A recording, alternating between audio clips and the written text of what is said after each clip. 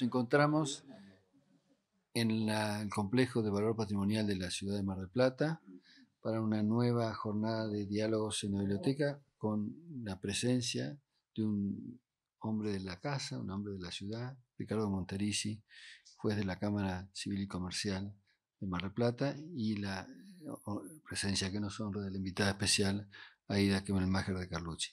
Vamos a comenzar esta actividad con una primera pregunta para Aida y otra luego posterior para Ricardo.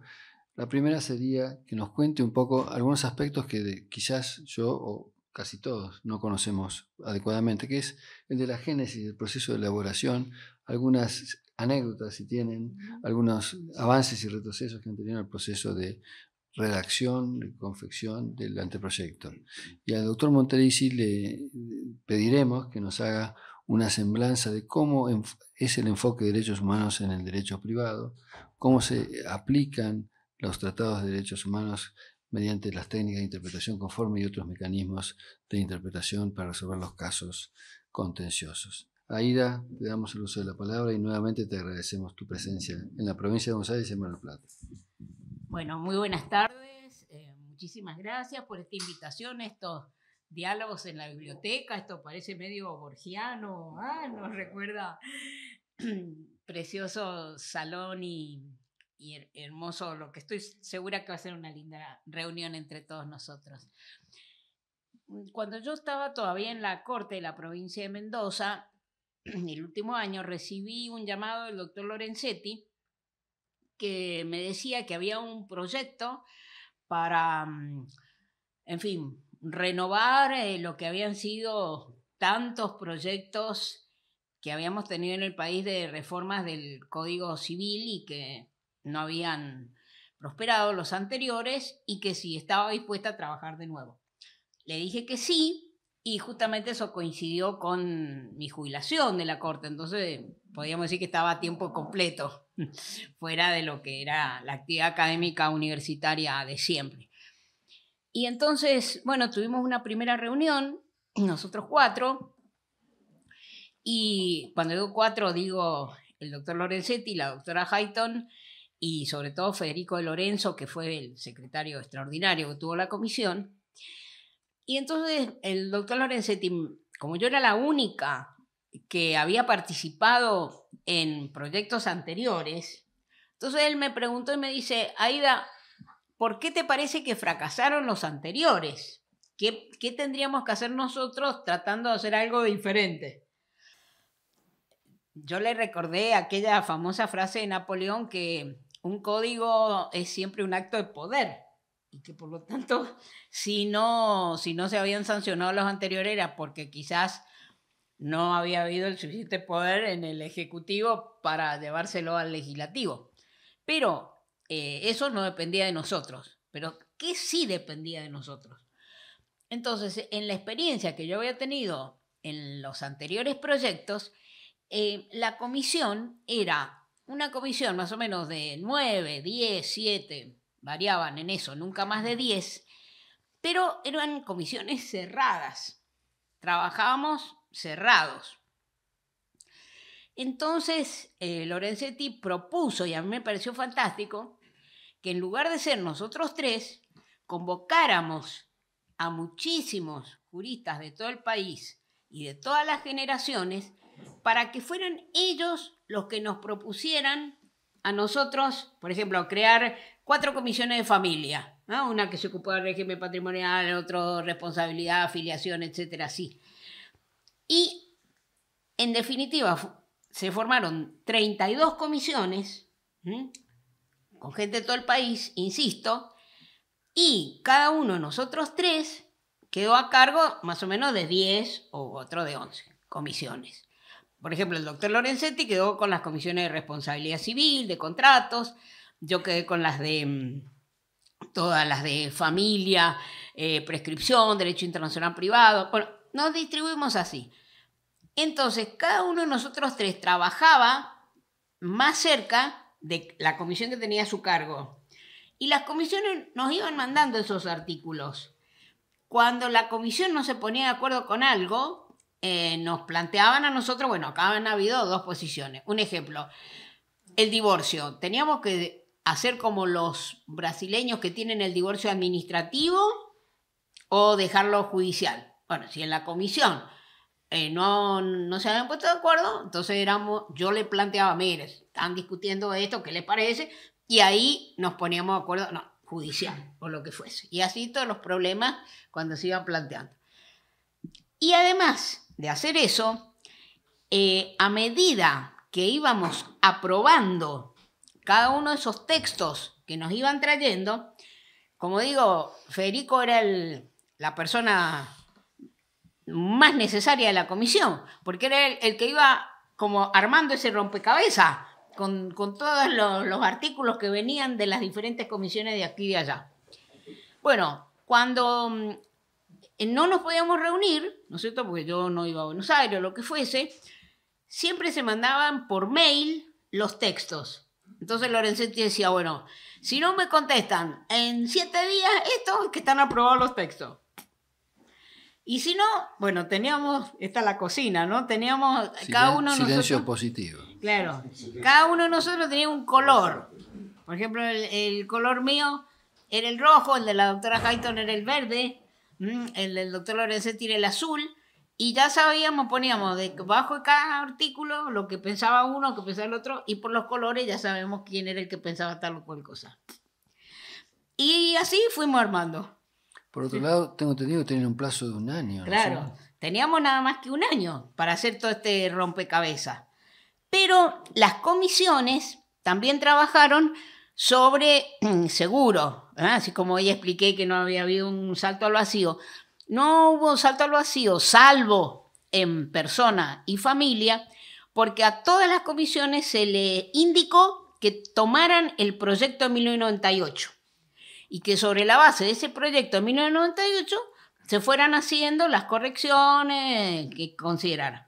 En familia y persona, o sea, el libro 1 y el libro 2, ahí no fueron con esas instrucciones porque el mundo del 98 al 2011 era otro en materia de familia y de persona. Entonces ahí costó más porque era una cosa más elaborada. Pero el resto, como digo, era qué dejábamos del proyecto del 98 y qué no dejábamos, a partir del libro tercero, digamos, tercero o cuarto.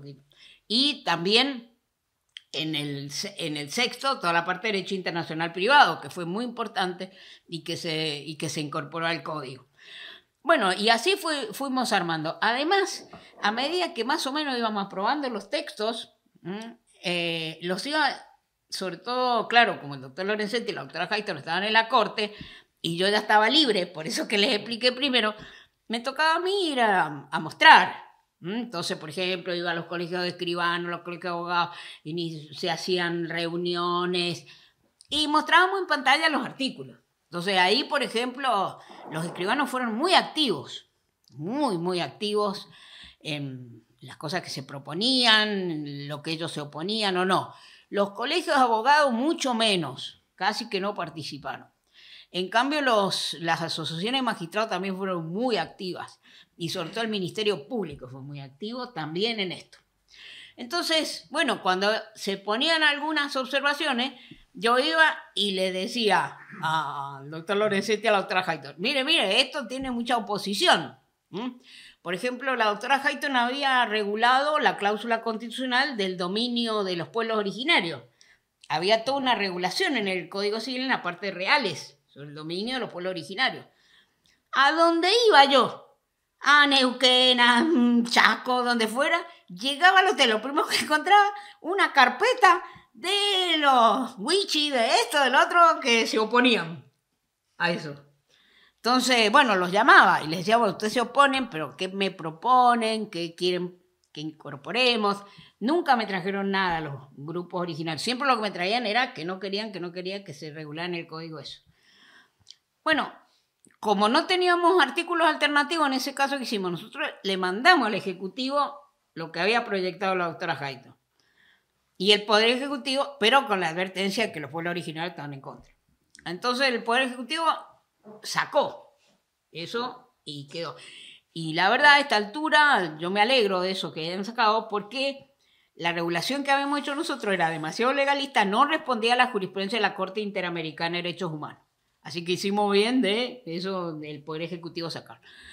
Entonces, en el plazo de un año, con esta metodología que les estoy contando muy rápidamente, nosotros mandamos el proyecto, porque el doctor Lorenzetti no quería pedir que se prorrogara el plazo. Pero el Poder Ejecutivo estuvo como un año mandándonos a nosotros diciendo las observaciones que ellos hacían al proyecto. Bueno, muchas de las observaciones del Ejecutivo, como esta que les estoy mencionando, nosotros las aceptamos. Otras no las aceptábamos, pero el Ejecutivo siguió adelante, ¿eh? Como esta que conté hoy de la prohibición de contratar entre cónyuges, por ejemplo. Ellos lo pusieron, nosotros no estábamos de acuerdo, pero bueno, ellos mandaron el proyecto así como fue. El proyecto era del Ejecutivo, no de nosotros. Habían comas, habían cosas de gramática que estaban bien corregidas por el Ejecutivo. Tienen gente muy, muy especializada en todo lo que es el lenguaje legislativo, estaban muy bien. Así que bueno, así llegamos a la comisión bilateral, a la comisión bicameral, perdón. Se forma una comisión bicameral, eso lo pensó también el doctor Lorenzetti para que con esta historia de lo que nos había pasado antes, entonces dijo, no, acá lo que hay que hacer es una comisión bicameral, de modo que en el Congreso se trate más fácil. Y efectivamente fue así. Entonces, bueno, fuimos a la comisión bicameral, explicamos todo, y después ahí se paró, acuérdense que se paró como un año y 2 años, hasta que vino de arriba la orden de que se tratara. Bueno, les he contado muy rápidamente la cocina. Bueno, ¿hubo un intercambio acerca de las observaciones o las recomendaciones de insistir en los textos del anteproyecto de ustedes frente a las correcciones del Poder Ejecutivo? ¿Un intercambio? Y cuando el Poder Ejecutivo corregía algo que a nosotros no nos gustaba, nosotros le decíamos, no estamos de acuerdo. No estamos de acuerdo. Y tuvimos la suerte de que en realidad una editorial de la provincia de Santa Fe publicó el anteproyecto como nosotros lo mandamos. Entonces, mucha gente ahora, por ejemplo, este caso que mencioné de la delegación en la responsabilidad parental, ahora están declarando inconstitucional, porque como es el texto ahora, como nosotros lo habíamos hecho, nunca lo hubiesen declarado inconstitucional. Entonces, cuando hablamos, tenemos la prueba, mirá, el anteproyecto decía tal cosa porque esa editorial la publicó ahí. No hay, no hay prueba documentada de este diálogo, si ustedes quieren, entre nosotros, la comisión y el Poder Ejecutivo. Lo que sí hay, de todos esos mails que yo les contaba, de Lorenzo conserva todos esos mails. Dice que hay como 14.000 y algo de esos mails con esos distintos colores que les conté. Eso sí los conserva él en su computadora. Bueno. Doctor Monterisi, vayamos del pasado al presente. Los jueces se encuentran con un código que ya está maduro, ya tiene niveles de interpretación. ¿Cómo es el calce, el engarce entre el sistema de derecho interamericano y derecho constitucional que algunos decimos se ha incorporado recientemente al derecho privado? No, siempre estuvo interactuando, evidentemente, porque eran normas la ley de Código Civil. ¿Cómo hace el intérprete para aplicar las categorías? Bueno, esto está correlacionado con lo que la doctrina ha llamado la constitucionalización del derecho privado. Creo que el Código Civil y Comercial tiene un acierto en el artículo 1, 2 y 3, porque es la bisagra que hable lo que acabo de comentar, cómo se van a incorporar los tratados, cómo se van a interpretar por parte de los jueces, y fundamentalmente pone el pie en la protección de la persona humana, que es el eje fundamental de este Código Civil y Comercial, a diferencia del Código de Vélez. Código de Vélez, código de hace 200 años, en otro contexto político, en otro contexto mundial. Y yo creo que eso es lo fundamental de este Código Civil y Comercial. Entonces tengo que hacer un poquito de historia, cómo se incorporan los tratados y cómo el Código Civil y Comercial toma parte de esa normativa, que es amplia y la doctora hoy mencionó varios, cómo toma también fallos de la Corte Interamericana, como Artavia Murillo, ¿no es cierto?, en el tema de la concepción. Para eso tenemos que empezar con un punto clave. A mitad del siglo XX ocurre la Segunda Guerra Mundial y a raíz de eso se arrasó con todo, con toda la dignidad de la persona. todos los derechos que eran derecho a la vida, el derecho a la libertad, lo que hace el núcleo del derecho a la libertad, fueron lisa y llanamente arrasados por el nazismo.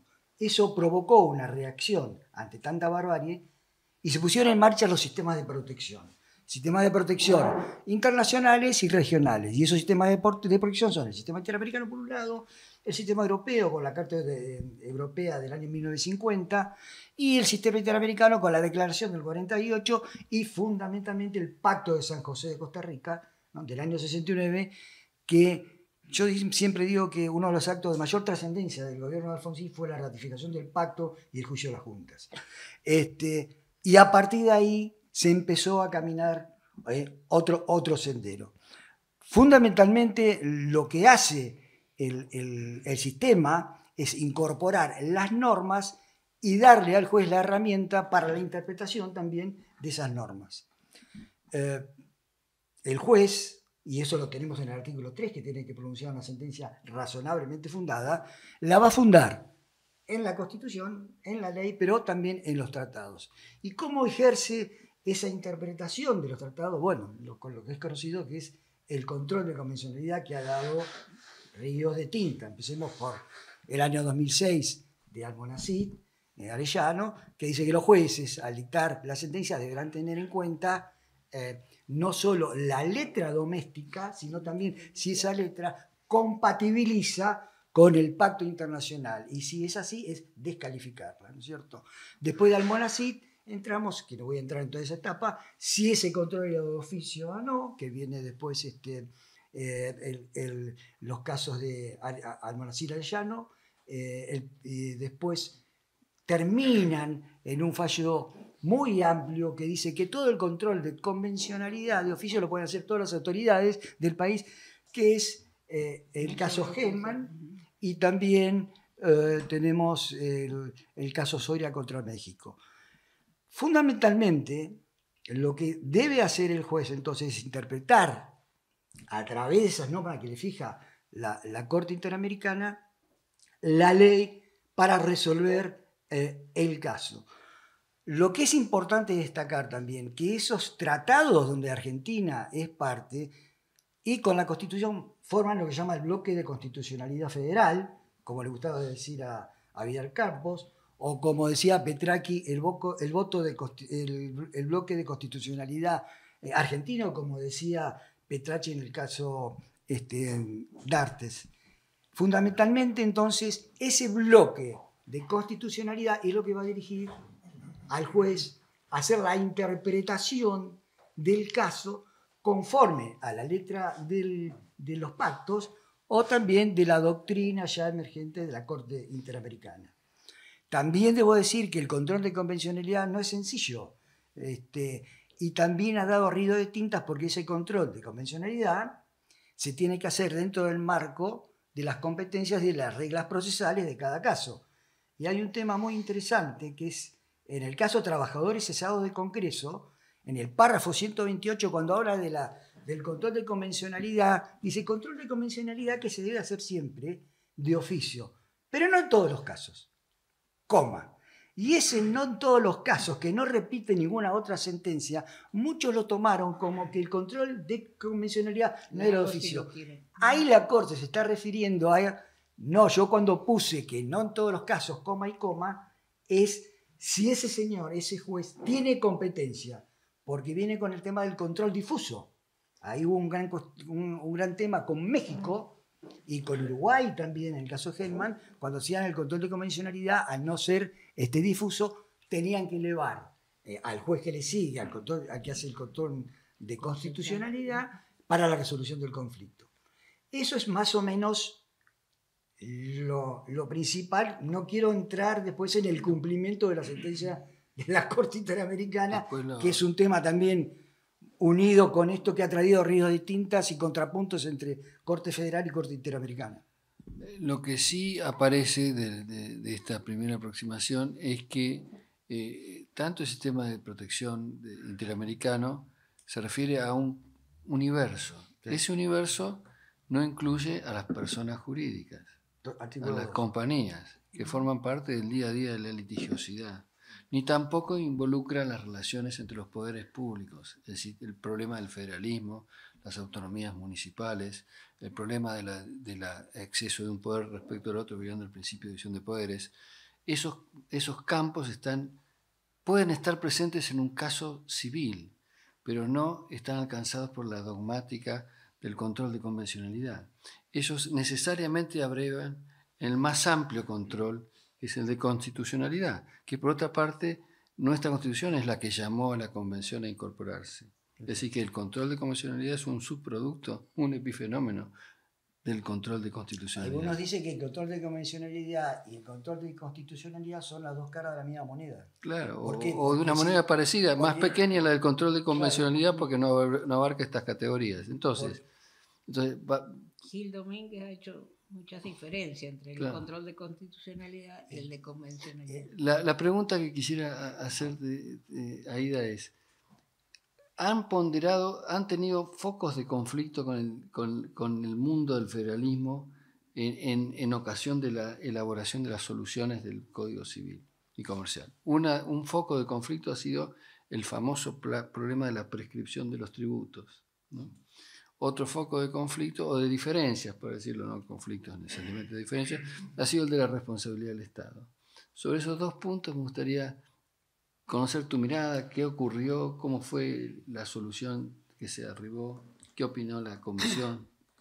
Bueno, el problema de la prescripción, efectivamente ahí había un conflicto entre la jurisprudencia de la Corte de Justicia de la Nación y lo que querían los gobernadores. Lo digo así, con todo, no lo que correspondía, lo que querían los gobernadores. Entonces, ¿Qué es lo que querían más o menos? Y plazos más largos para los tributos.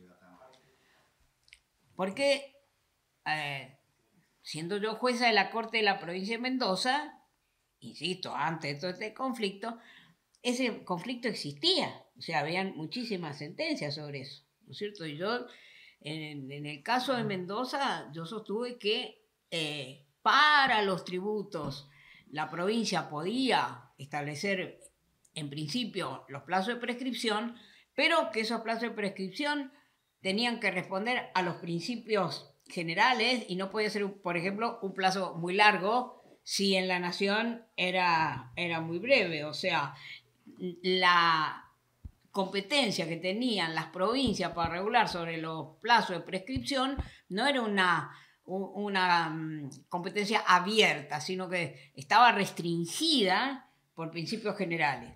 Pero eso no importa, eso lo había sostenido yo en la Corte de la provincia de Mendoza. Lo que importa es que para la Corte de la Nación, eso solamente los plazos de prescripción solamente los puede establecer la Nación, y en la provincia, insisto, el problema era que habían quedado los tributos provinciales con plazos muy largos de prescripción, 10 años en muchas provincias.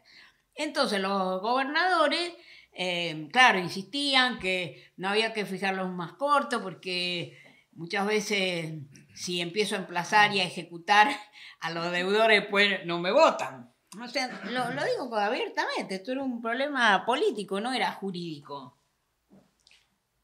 La cosa era así, o sea, los gobernadores querían plazos largos para no estar constreñidos a emplazar y ejecutar a deudores que después necesitan los votos. Es así el asunto.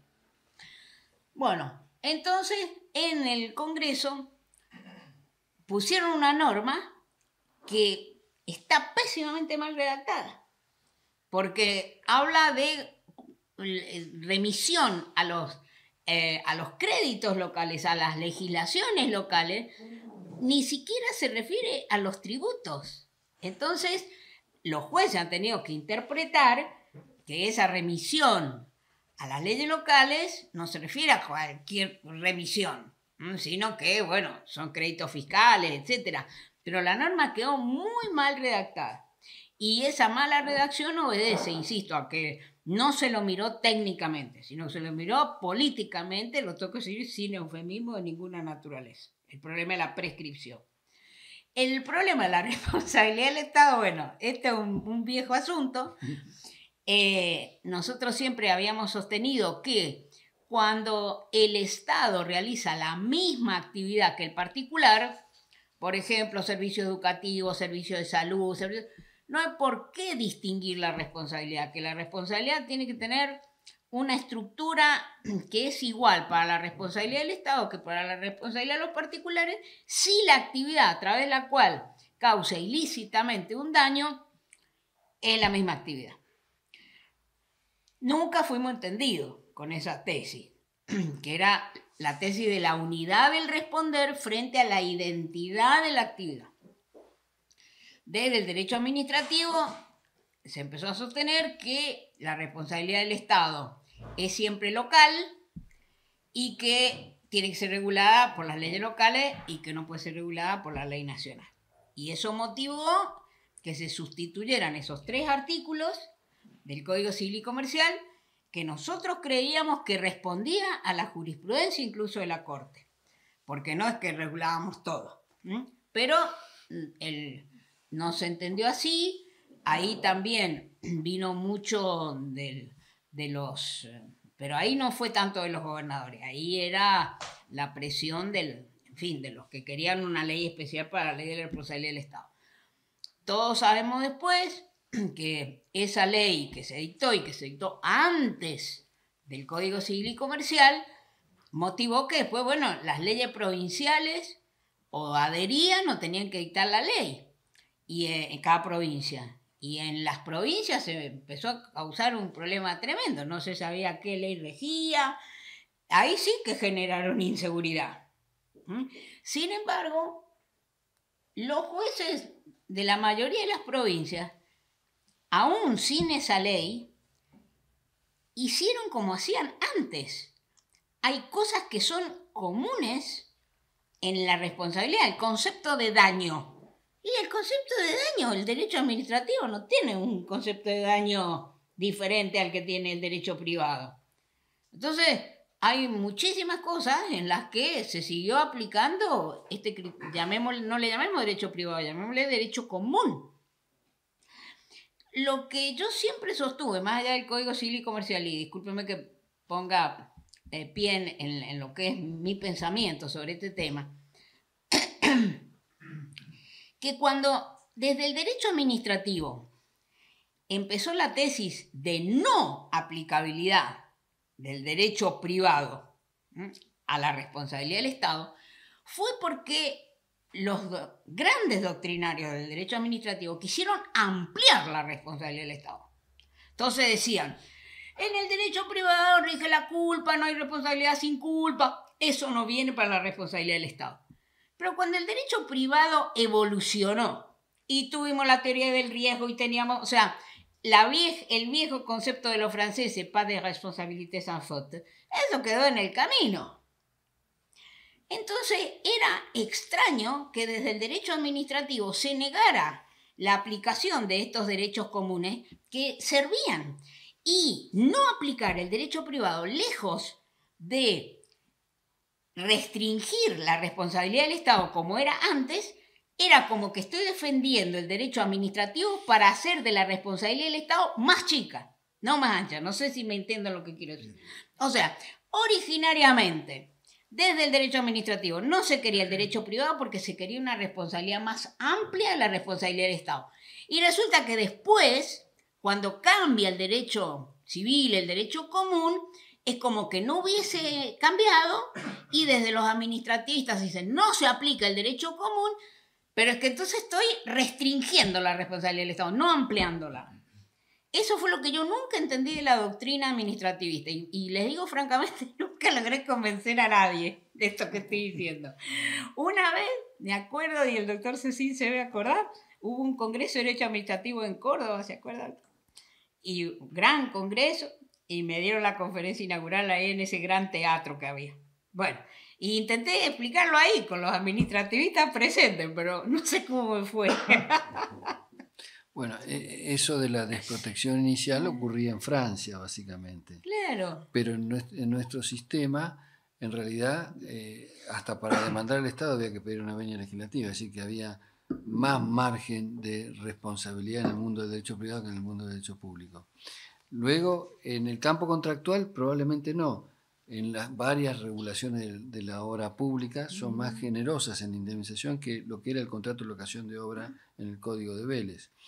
Ahora, volviendo al tema anterior de los tributos, ¿alguna vez se planteó buscar una fórmula alternativa cuando los gobernadores o los senadores propiciaban esto? No, ¿Tenían margen de ustedes de contraproponer? No, porque ya eso, el proyecto había salido de nuestras manos porque todo eso se planteó ante el legislador, ante el Poder Legislativo.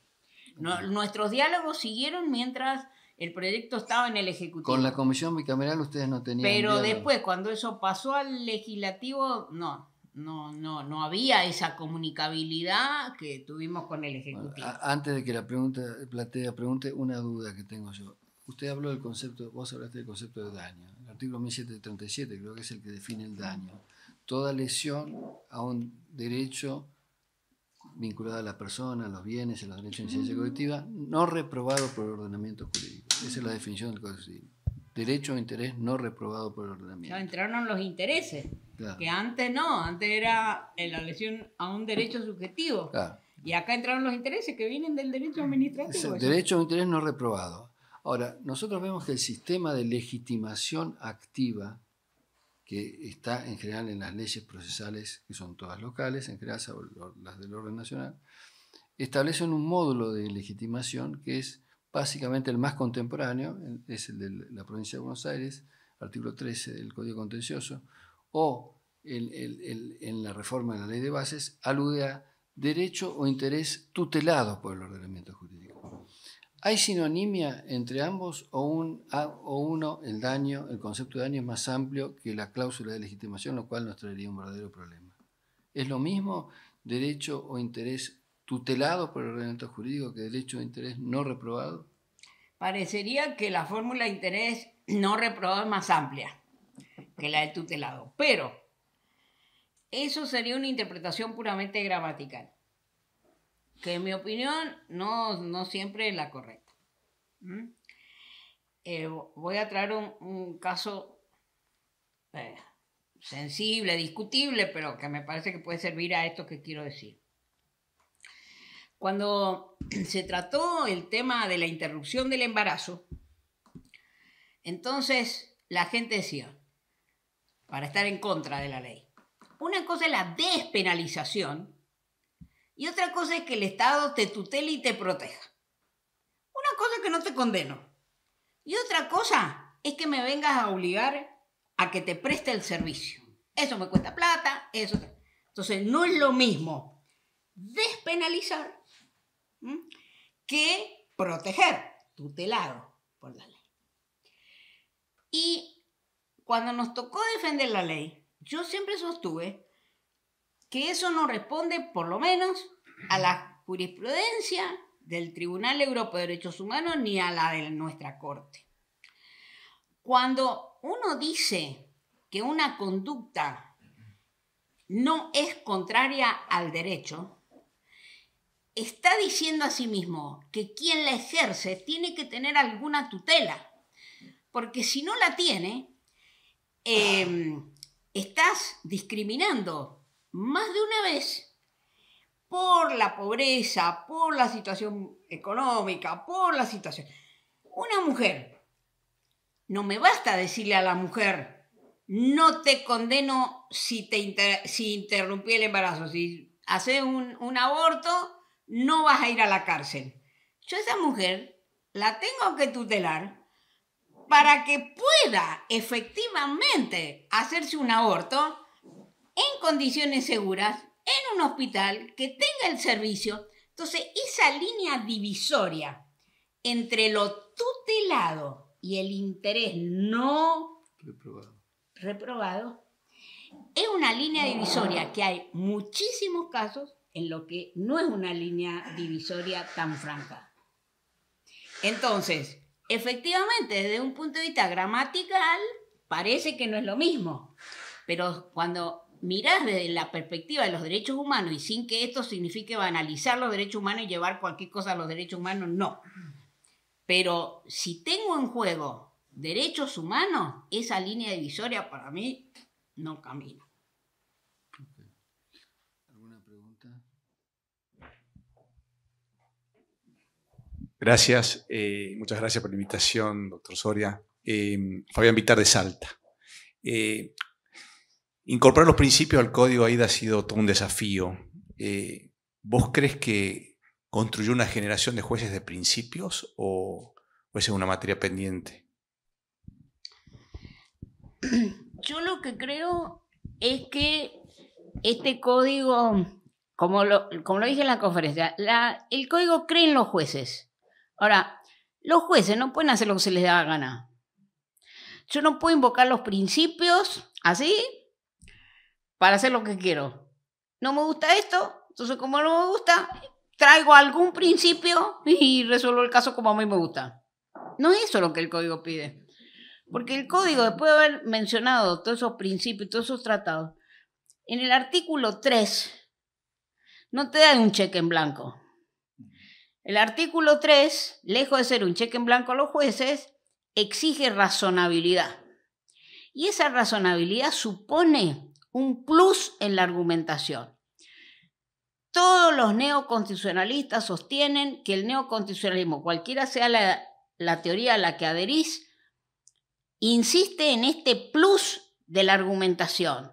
Tenés que hacer una argumentación más allá de invocar un principio acá, porque normalmente, como decíamos antes, los principios van a entrar en conflicto, pueden entrar en conflicto. Entra en conflicto el derecho de propiedad con el derecho de no violencia. Entonces, el juez, lo primero que tiene que aplicar, obviamente, es la norma. Si tiene un artículo, o sea, si yo tengo un artículo que dice el propietario puede excluir a cualquier persona que ataque su propiedad, y bueno, lo primero que tengo es que lo puede excluir. Tengo que aplicar esa norma. Ahora, ese que está ahí puede estar invocando otro derecho, lo que fuese. Entonces, lo que quiere el código es que no te quedes en la interpretación gramatical. Eso es lo que quiere el código. El código quiere que el juez aplique razonablemente todo este sistema, que no es solo este articulito, que no es solo el articulito, sobre todo a lo que estamos acostumbrados mucho los jueces, del Código Procesal. Como que el Código Procesal es la Biblia. Y el artículo tal del Código Procesal dice ta. Entonces, como dice ta, no te importaron los tratados internacionales, nada.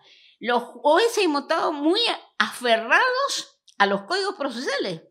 Por eso los códigos procesales civiles tienen que modificarse. Y ni qué hablar de los códigos procesales de familia. Porque es cierto, el código, como ya lo decía Podetti, las normas procesales hacen a la defensa en juicio, hay que respetar las normas del procedimiento, pero de ahí no puedo hacer de cada norma procesal el paradigma para la resolución del conflicto. Entonces, puedo preguntar si el código quiere jueces principistas. No, el código lo que quiere es un juez, primero, ya lo decía Vélez Sarsfield cuando hablaba de las circunstancias del caso. Cuando hablaba de los principios generales, decía los principios generales conforme a las circunstancias del caso. Y por eso el código empieza, ¿cómo empieza el artículo 1? Los casos que este código. Entonces, el código lo que quiere es un juez que primero mire bien los hechos. Eso lo enseñó siempre Morelo acá en la provincia de Buenos Aires y lo enseñó para siempre. Primero tiene que mirar los hechos el juez. Y una vez que mira los hechos, ¿qué hacíamos los jueces tradicionales? Subsumíamos esos hechos en una norma. Ahora resulta que esa norma la tengo más compleja. No es solo este artículo, sino que este artículo, a la luz, no solo lo que dice la Convención Interamericana, sino lo que dice la Corte, que dice la Convención, o sea, la jurisprudencia de la Corte Interamericana forma parte del control de convencionalidad. no solamente lo que dice la Convención, sino la jurisprudencia de la Corte. Entonces, no es el juez que aplica los principios, es el juez que aplica el código, pero el código como un sistema y no solamente, ¿no es cierto?, una interpretación puramente gramatical que me puede llevar, como explicaba yo recién, a una aplicación contraria a estos tratados, a la Constitución, etc. Entonces, más que un juez principialista, yo creo que lo que quiere es un juez sistémico. Esa sería la palabra. Entonces, un juez que recuerde siempre que está la Constitución, que está el bloque de constitucionalidad. Eso no debe llevarnos a banalizar la constitucionalización y la convencionalización. No cualquier cosa entra en la... Eso es una exageración y lo estoy viendo en muchos jueces. Cualquier cosa, contrario al interés superior del niño, convención tal y tal. No cualquier cosa puede constitucionalizarse o convencionalizarse. Qué sé yo, si tengo una servidumbre de paso que tiene que tener 3 metros, 4 metros, no puedo andar con la convención de no sé qué. Entonces, ese equilibrio que tenemos que tener es muy grande. El código quiere buenos jueces. Quiere jueces, o sea, que apliquen un sistema. Eso es. No sé si he respondido. ¿Puedo agregar algo? Sí. Vidal Campos decía que el juez, cuando resuelve el caso, el techo no es la ley, la Constitución. Siempre hay que tener en mira la Constitución. Y hay un fallo, Arenson, de la Corte Federal, cuando vendrá que dice: no hay nada más alto que la Constitución, no hay nada por arriba, ¿no es cierto? Germán. Entonces, sí. Ese es el tema. Y acá combinar la Constitución con el bloque de Constitución con los tratados internacionales. ¿Qué pasa cuando hay un choque entre el tratado y la Constitución? Bueno, ahí entrarán a armonizarse, o a hacer una interpretación conforme lo dice la Corte Interamericana. Recuerdo que Arenson, en un caso de discriminación en razón de la altura, justamente por eso Nadie es más alto que la utiliza el giro ese Petrarca. Sí, y él escribió también... él escribió una nota muy buena también en un caso de adopción, en la que Germán titula esa nota, que publicó en La Ley en su momento, el código no es el techo. El código no es el techo. Y después dice: la norma superior supera la inferior. Es el ABC del derecho constitucional. A ver. Buenas tardes, muchas gracias por la invitación. Cristian Ferreirone, de la Cámara Civil de Mar del Plata. Mi pregunta es la siguiente, para ambos. ¿Hay una tensión en la actualidad entre el sistema jurídico argentino y el sistema interamericano a partir de lo que dictó la Corte Federal en el caso Fontevecchia hoy? Si existe esa tensión. Gracias. Yo creo que la Corte Interamericana nos perdonó. A mí me parece que no existe la tensión porque la Corte Interamericana fue con nosotros muy caritativa, y fue caritativa, perdonen la expresión, el calificativo, no sé si el que corresponde, porque la Argentina siempre había cumplido las sentencias. Entonces, no es un país que tenga tradición de no cumplir las decisiones.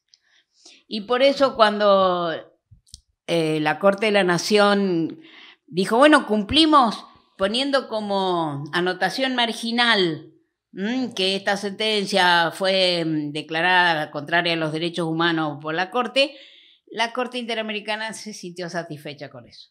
Dijo, mire, acá hay un abanico de cosas y bueno, está bien, cumplieron y nos dio por cumplir. Por eso yo creo que no hay una tensión con nosotros. La Argentina no es de los países que no cumpla, no es la República Dominicana, no es Venezuela, que ya salió de tanto que no respetó.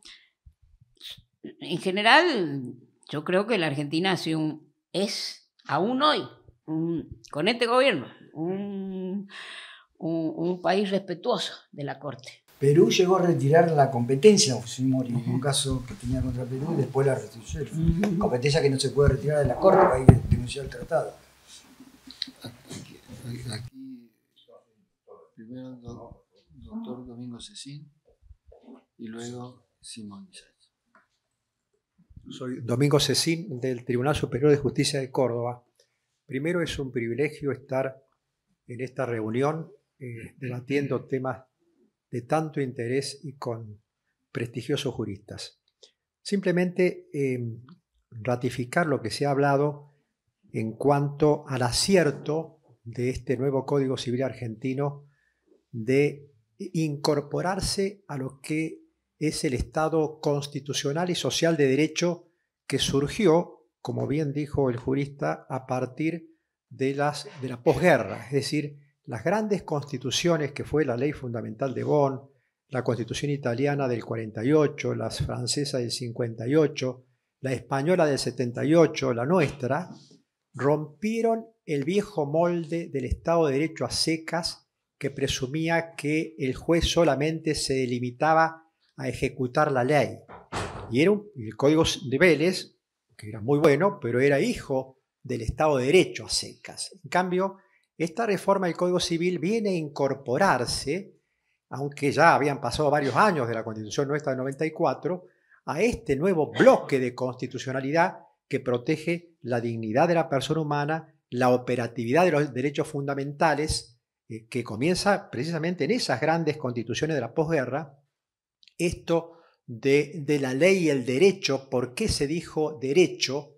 Que lo tiene la ley fundamental de Bonn en el artículo 20, la española en el 103, porque la palabra ley y el derecho, al decir derecho, u orden jurídico también hablan estas constituciones, se incorpora a este bloque de ley, de principios, de valores, y por lo tanto, y de la operatividad de los derechos humanos, bajarlos directamente al margen de lo que digan las leyes, porque el fascismo, el nazismo también había leyes, entonces había que romper esta hegemonía del legislador, destrozarla y directamente que haya una vinculación directa con el bloque constitucional. Y en esto creo que en el derecho público nosotros como, digamos, somos, suponte la Constitución de Córdoba del 87 ya hablaba de la sujeción del Estado al orden jurídico, entonces comenzamos ya a aplicar, digamos, estos principios, este control de constitucionalidad, de convencionalidad, un poco antes de la reforma del Código Civil. Voy a poner simplemente lo que es la jurisprudencia hoy del Tribunal Superior en dos ejemplos. Un caso de un abogado que fue Maggini, que fue sancionado por el Colegio de Abogados con un apercibimiento público que la ley decía que era irrecurrible. Del Tribunal Superior sostuvimos que en el actual Estado social y constitucional de derecho no había ningún tipo de agravio que pueda sufrir algún miembro de la sociedad que no sea posible llevarlo a la justicia. Por lo tanto, en primer lugar, esa norma que veda, que dice que es irrecurrible, es inconstitucional. Segundo lugar, que era doblemente inconstitucional porque no se había respetado el debido proceso antes de la aplicación de la sanción, en el cual puede ser tan grande como un sumario o tan breve como un descargo previo. En esto hay un fallo excelente del doctor Soria, en el cual tampoco acepta la teoría de la subsanación posterior del debido proceso a través de un recurso, o bien usted tuvo la oportunidad de la vía judicial. No, si lo omitió antes es un requisito constitucional que debió ser respetado antes de la aplicación de la sanción. Por lo tanto, para el Tribunal Superior de Córdoba, lo mismo que para la Corte de Buenos Aires, eso es inconstitucional y no hay forma de remediarlo. El acto es nulo, de nulidad absoluta. Pero pongo otro ejemplo que me hizo recordar a Ida con el tema de las reglas del proceso. Es decir, a veces es difícil para un abogado decir, voy por amparo, voy por acción de contencioso administrativa o voy por una acción autónoma de inconstitucionalidad.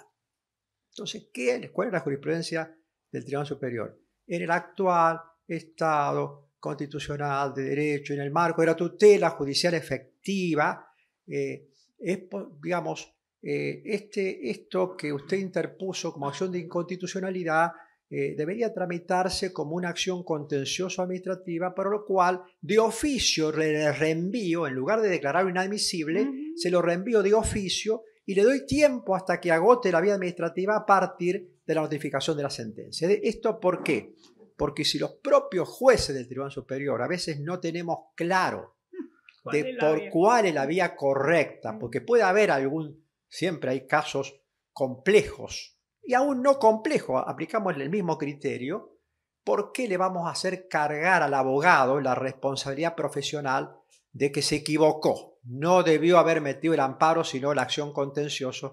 Consecuentemente, por eso digo, sirven los principios, sirve esto que vos muy bien lo transmitiste perfectamente, seguridad jurídica versus cierto marco de flexibilidad, esta confianza en los jueces, cuando están bien inspirados en un ideal de justicia, en salvaguardar el ordenamiento jurídico y, en definitiva, el chance del justiciable de que sea resuelto con el fondo de la cuestión. Por eso yo estoy totalmente de acuerdo con esta apertura.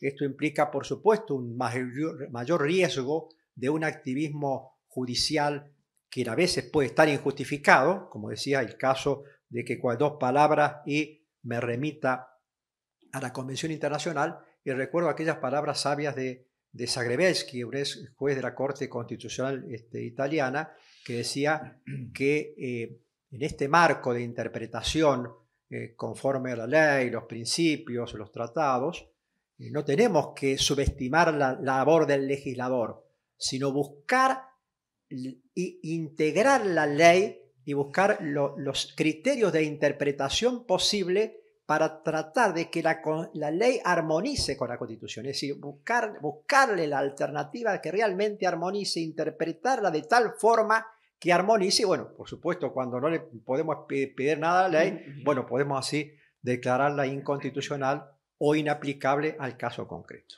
Muchas gracias. ¿Alguna consideración? Simón, estaba Simón y luego... Bueno, gracias. Mi nombre es Simón Isach, soy juez contencioso administrativo en Mar del Plata y la pregunta tiene un poco que ver con la rama en la cual me desempeño. El Código Civil y Comercial está destinado a regular todas las relaciones privadas, pero que me queda la sensación por ahí, por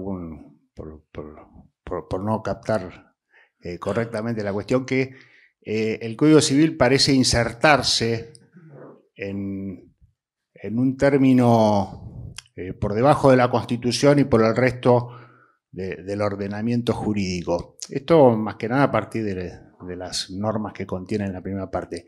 ¿Esto es un error de percepción mía o hay alguna aspiración del Código de colocarse en esa suerte dentro de la escala jerárquica por debajo de la Constitución y por arriba del resto de la normativa? No.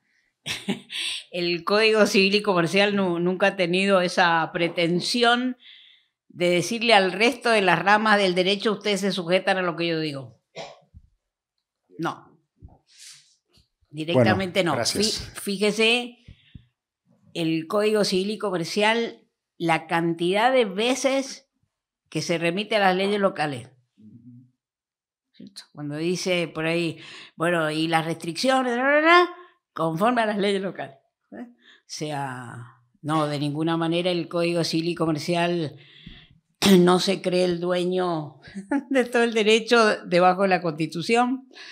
Fíjese que con los comercialistas también tuvimos al comienzo una cierta posición así, más o menos como la que usted está expresando, ¿no? Y el doctor Daniel Vítolo, a quien siempre le voy a agradecer todo el apoyo que desde el comienzo le dio el Código Civil y Comercial. Daniel escribió primero un artículo que publicó en la ley que se llamaba ¿Qué queda del derecho comercial? Así. Sí. Entonces, claro, un título diciendo nos vienen a destruir todo. Y después escribió otro artículo. Y en ese otro artículo, Daniel Vítolo dice, queda todo del derecho comercial.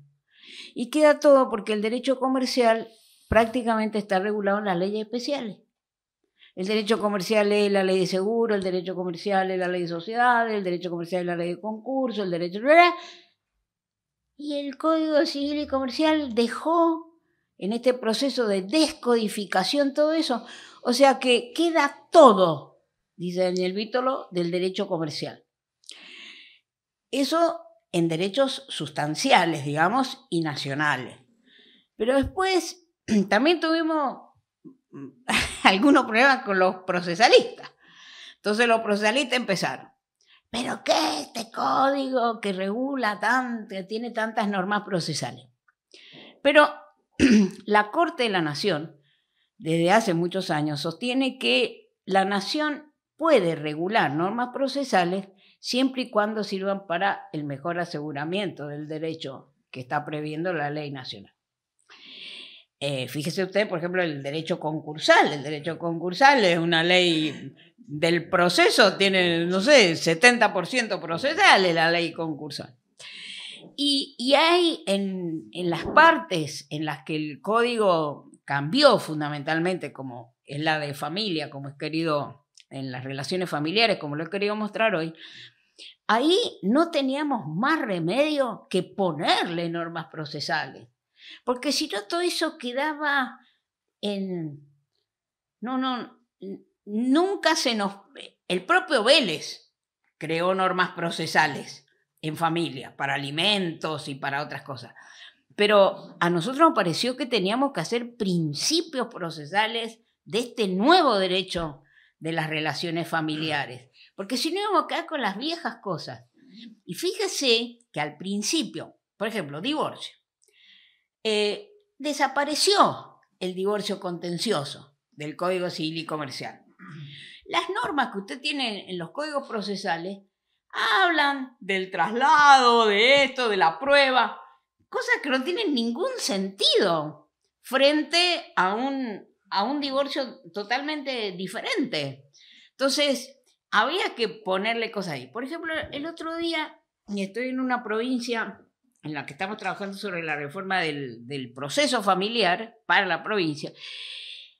Y es una provincia donde el principio de inmediación ha quedado medio ahí porque los jueces sostienen que son pocos jueces, que no pueden tomar todas las audiencias. Entonces, ya es casi un uso judicial la delegación que hacen de ciertas materias a los audienciistas, le dicen lo que le toman, que no es el juez.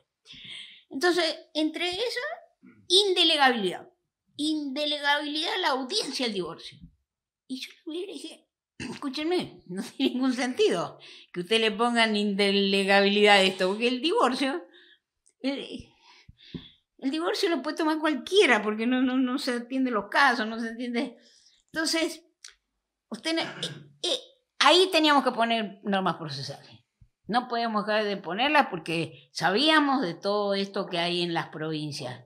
Y hay, bueno, no puedo negar, el derecho de las relaciones familiares es un derecho muy ideológico.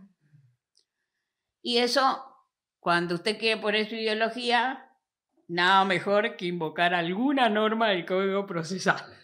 Es el que la da.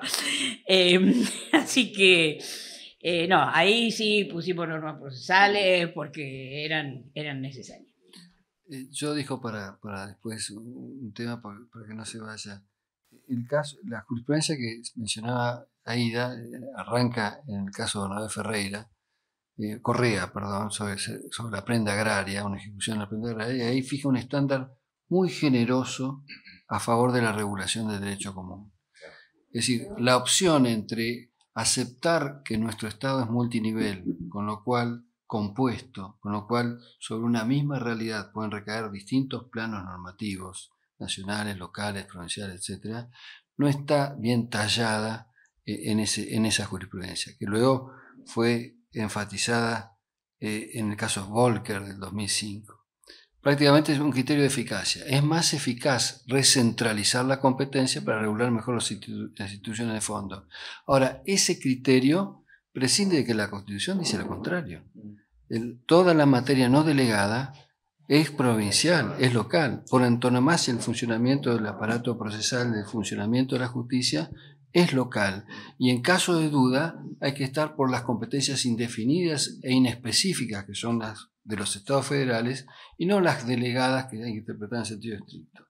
El problema que yo veo es que con el afán legítimo de regular in extenso y en aras de la eficacia un instrumento de derecho material común, podemos desfederalizar un sistema y el día de mañana decir es mejor la tutela del régimen de seguros diferenciada a jueces de seguro, es mejor la tutela de los concursos tal como está, es mejor los conflictos societarios por un régimen especial, y se jibarizan las organizaciones jurisdiccionales locales.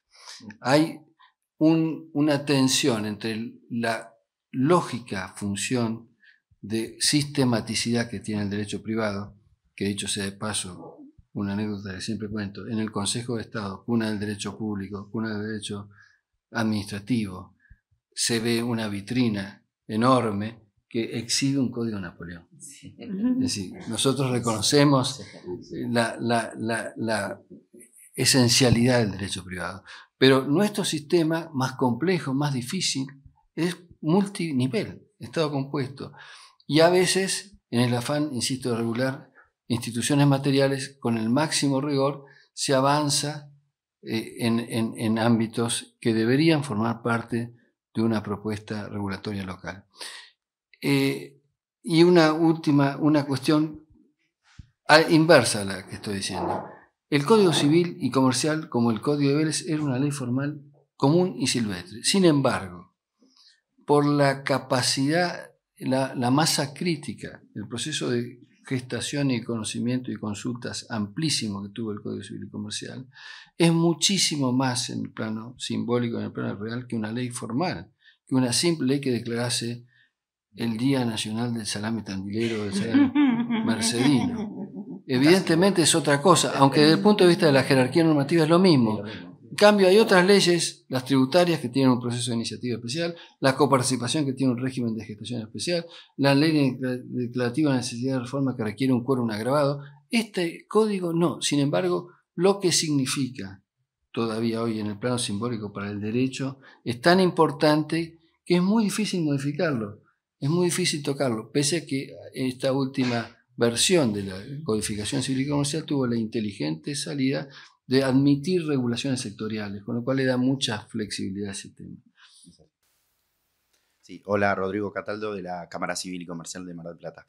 Un poco mi pregunta iba dirigida a Aida en el sentido de que siempre se mencionan el 1, 2 y 3 como el bloque de derecho constitucional y el bloque público de tratados internacionales, pero yo le quería preguntar si fue casualidad, obviamente no, me parece, pero o fue una directiva expresa el recoger la norma internacional en todo el derecho privado patrimonial en materia contractual y comercial, porque nosotros tenemos como un viraje desde el Código Civil y Comercial en la internalización, en la domesticación, por así decirlo, de normas de carácter internacional de la nueva lex mercatoria que están reflejadas en todo el cuerpo normativo del derecho privado patrimonial, como los principios UNIDROIT, Uniform Commercial Code, que incluso incorporaron nuevos institutos como la suspensión preventiva del contrato, que no fue, eso fue una directiva precisa, más allá, ¿estaba contenido pensado para el 1, 2 y 3 o fue pensado más que nada para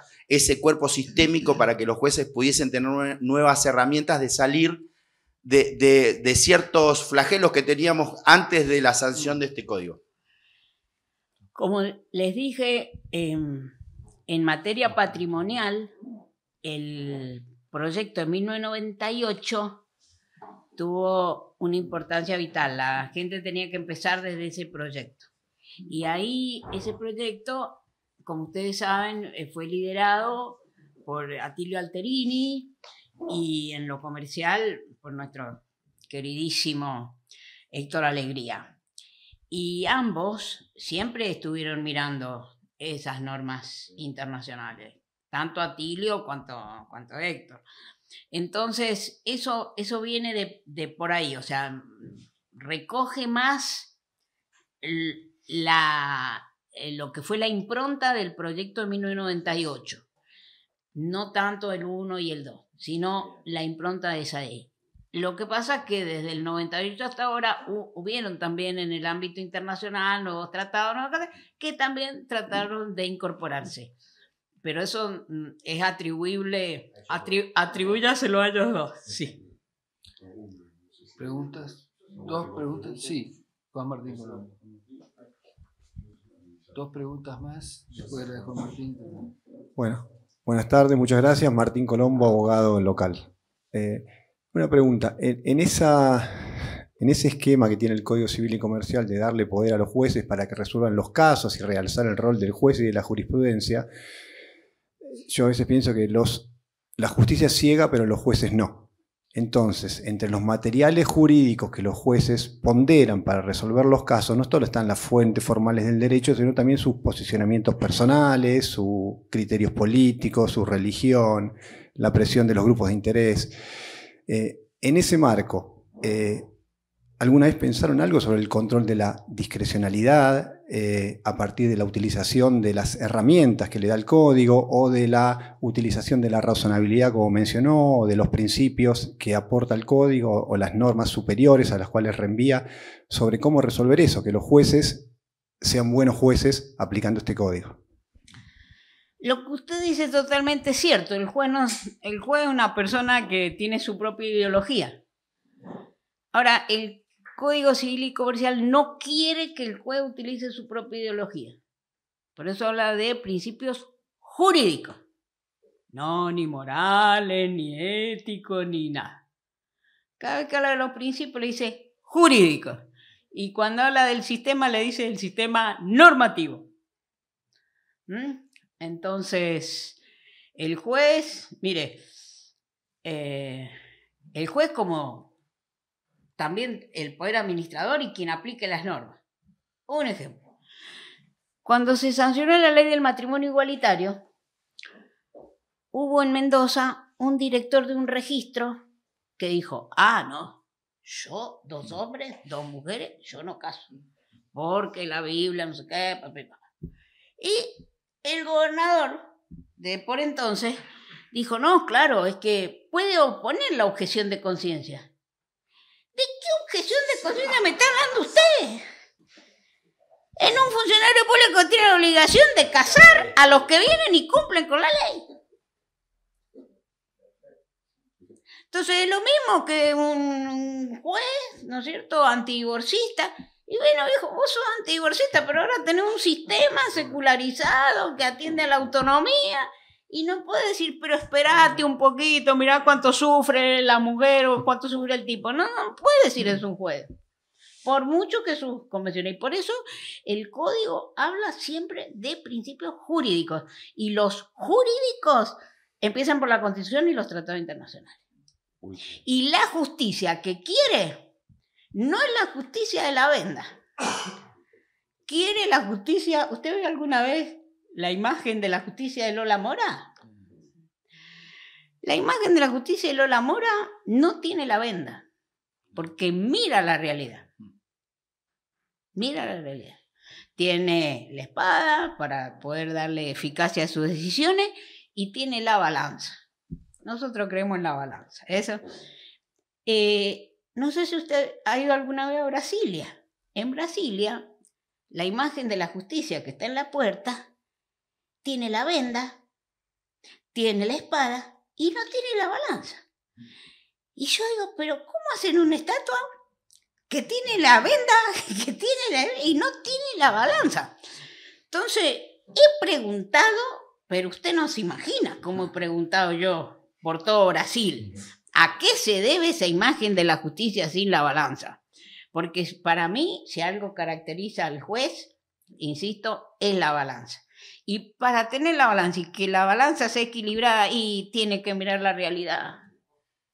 Y por eso en el Código Civil y Comercial ingresan conceptos que no teníamos antes en el Código. Por ejemplo, el concepto de situación de vulnerabilidad. ¿Y eso dónde viene? Y eso viene de los derechos humanos. En los contratos lo tiene. Recordábamos ayer, por ejemplo, ¿no es cierto? Usted hasta en el régimen de la propiedad horizontal, son expensas comunes las necesarias para todo aquello que usted tenga que hacer en el edificio para que una persona con discapacidad pueda trasladarse. Y el otro le dice, ¿y yo qué culpa tengo para pagar expensas comunes si yo no soy discapacitado? Y bueno, viejo, vivís en un departamento de propiedad horizontal y tenés. Y entonces eso requiere un juez, si le voy a hacer ese planteo de las expensas de las personas con discapacidad, de esto, lo otro, y necesito un juez que mire la realidad. Bueno, le agradecemos con un aplauso a la generación internacional.